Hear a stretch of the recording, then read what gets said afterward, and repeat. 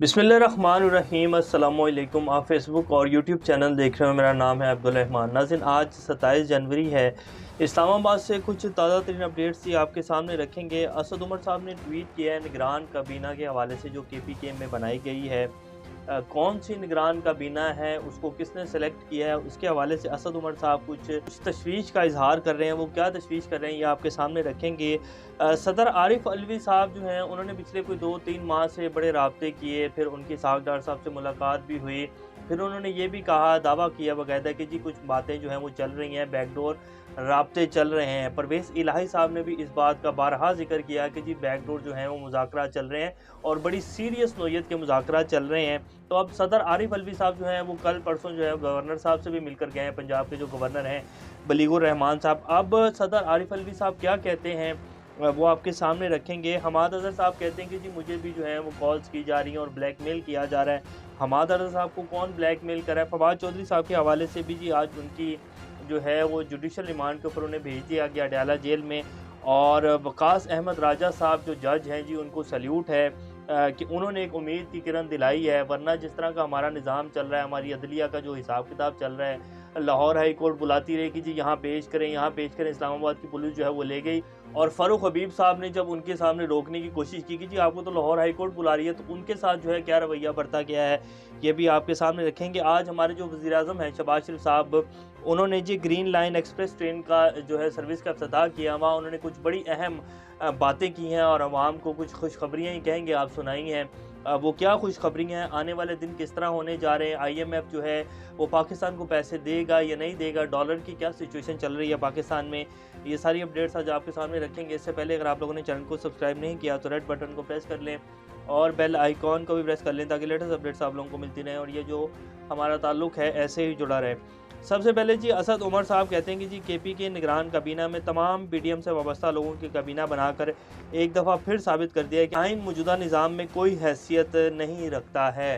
हमारी अदलिया, हमारे जो सुप्रीम कोर्ट के चीफ जस्टिस साहब हैं और उनके बड़े बड़े सख्त रिमार्क्स हैं कि जी हम तो आइन की हिफाजत कर रहे हैं बैठे हुए, और हम तो जो है आइन के मुतलासी हैं और हम तो आइन के रखवाले हैं। फिर उनको जो है खोलनी चाहिए आंखें कि असद उमर जो कि साबिक वफाकी वज़ीर ख़जाना रह चुके हैं वो इतनी बड़ी कैसे बात कर सकते हैं कि जी मौजूदा निज़ाम में आइन की कोई हैसियत नहीं है। जिस तरह के फ़ैसले लिए जा रहे हैं, मोहसिन नकवी को पंजाब का जो है निगरान वज़ीर आला तैनात किया जाता है, उनके ऊपर जो है प्ली बार्गेन का केस है, उन्होंने बाकायदा पेमेंट दे के जो है अपना केस ख़त्म करवाया, फिर कैसे इलेक्शन कमिश्नर साहब ने उनको तैनात कर दिया। तो अब असद उमर साहब कहते हैं कि जी KPK की जितनी भी निगरान काबीना है वो तमाम PDM से वाबस्ता लोगों की जो है वो बना दी गई है। अब जो KPK के वज़ीर आला साहब थे वो भी जब लगाए गए तो PTI ने कहा था कि जी हम वेलकम करते हैं और इनका जो है लगाया जाना बड़ा खुश आइन है। अब कैसे अब निगरान काबीना वो सिलेक्ट कर रहे हैं या फिर कोई और सिलेक्ट कर रहा है, क्योंकि जिस तरह वो कह रहे हैं कि जी ये तो तशवीश है, हमें तमाम PDM से वाबस्ता लोगों की काबीना बना दी गई है। इसी तरह पंजाब में भी अब सारी जो काबीना बनाई जा रही है, मोहसिन नकवी साहब जिस तरह के फ़ैसले ले रहे हैं, पिछले जिस दिन से वो आए हैं वो तो लगता है 24/7 जो है वो वर्क कर रहे हैं और उनका वर्क सिर्फ ये है कि PTI के जितने भी लीडरान हैं ना उन सबको पकड़ के अंदर डाल दो और जो है इनको इलेक्शन लड़ने तक जो है इनको बाहर ही ना निकालो, तो फिर ये कैसे इलेक्शन जीत पाएंगे। तमाम ब्यूरोक्रेसी में जो ओहदे हैं उन सब में जो है वो खाट पे छाट चल रही है। CPOs DPOs तमाम तरीन जो है अपने बंदे जो हैं वो लाकर बिठा रहे हैं और फुल प्लान है इलेक्शंस को रिग्ट करने का। क्या इस तरह ये इलेक्शन जीत पाएंगे? तो ये सिर्फ इनकी भूल है। ये जितने भी कदम इन्होंने पिछले 8 से 9 माह में उठाए हैं, जो भी पीछे बैठा जी इस पूरे निज़ाम की डोनें चला रहा है और जो भी बैठा है जो सिर्फ इस निज़ाम को बचाने की कोशिश में है, इस करप्ट और गले सड़े निज़ाम को बचाने की जो कोशिशें कर रहे हैं ना, उसको कोई फ़ायदा नहीं होगा ये सब कुछ करने का। इमरान खान के साथ आवाम खड़ी है और खड़ी रहेगी। इमरान खान को गिराने की कोशिशों में ये निज़ाम गिरेगा और इमरान खान के ख़िलाफ़ उठाया गया हर कदम जो है वो उसके लिए बेहतर साबित हो रहा है और उसकी मकबूलियत जो है वो उतनी ही बढ़ रही है।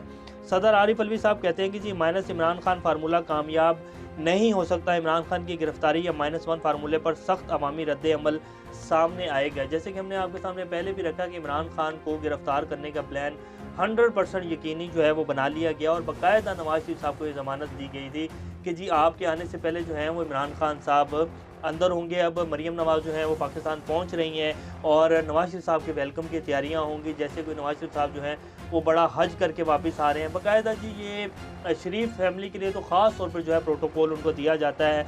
और अब नवाज़ शरीफ साहब की डिमांड है कि इमरान खान साहब को जो है वो अरेस्ट किया जाए।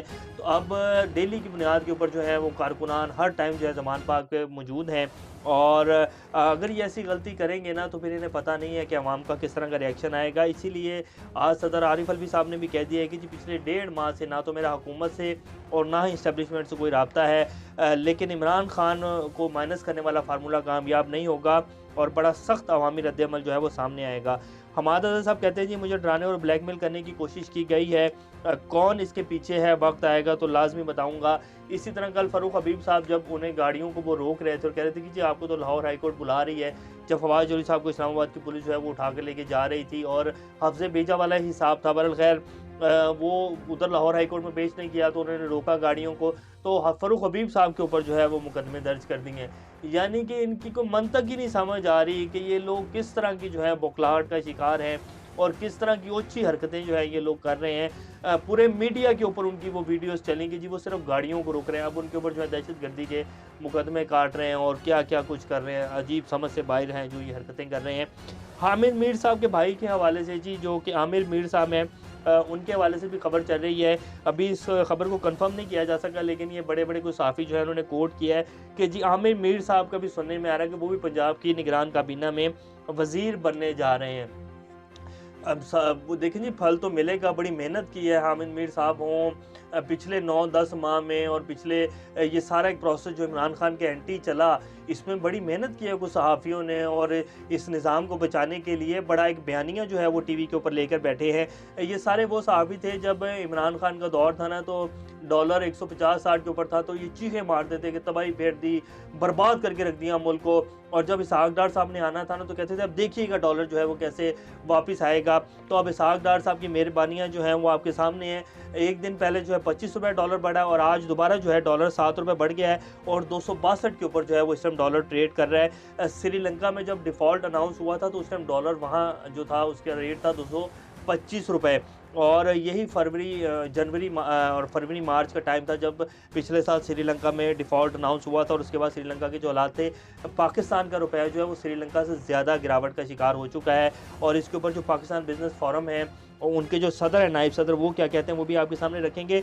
आप शहबाज शरीफ साहब कहते हैं कि जी इस्लामाबाद वो आज ग्रीन लाइन ट्रेन सर्विस का इफ्तिताह कर रहे थे, तो उन्होंने कहा कि जी IMF की जो टीम है इसी महीने वो आ जाएगी और इसी महीने जो है IMF से मुआहदा हो जाएगा। फिर उन्होंने जो है पाकिस्तान के कुछ गवर्नमेंट के जो अदारे हैं, स्टील में जो जितने भी प्रॉफिटेबल अदारे थे उनके हवाले से बात की कि सारे के सारे अदारे जो हैं वो नुकसान में हैं। मौजूदा ज़माने में आउटसोर्सिंग ही आगे बढ़ने का तरीका, आज की दुनिया जो है वो इसी मॉडल को अपना रही है और सारी दुनिया में यही सब कुछ चल रहा है। जितने भी अदारे हैं वो सब पूरी दुनिया जो है अपने अदारों को आउटसोर्स करती है, क्योंकि गवर्नमेंट जो है वो अदारों को नहीं चलाती है। और अदारों को अगर चलाए तो पाकिस्तान में जितने भी अदारे थे आपके सामने हैं कि किस तरह वो करप्शन का शिकार है और क्या हालात हैं। और इसके साथ साथ फिर उन्होंने ये भी कहा कि जी चीन के साथ हमारे जो ताल्लुकात हैं वो बहाल हो रहे हैं। हालांकि जो चीन के सफ़ीर हैं उनका 4-5 माह पहले ही बयान आया था कि इमरान खान के दौर में जो है CPEC के ऊपर बहुत अच्छे से काम चला और हमारे बड़े अच्छे ताल्लुकात थे।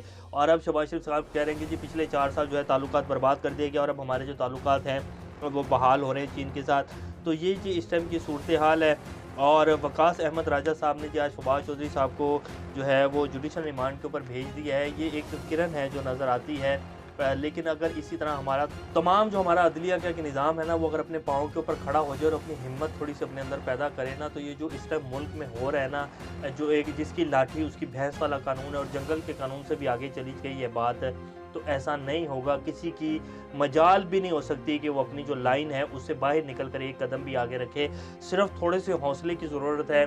और हमारे जो मौजूद जज साहब हैं, हमारे जो अदलिया के चीफ जस्टिस हजरात हैं, उन सबको थोड़ी सी अपने अंदर हिम्मत पैदा करनी पड़ेगी।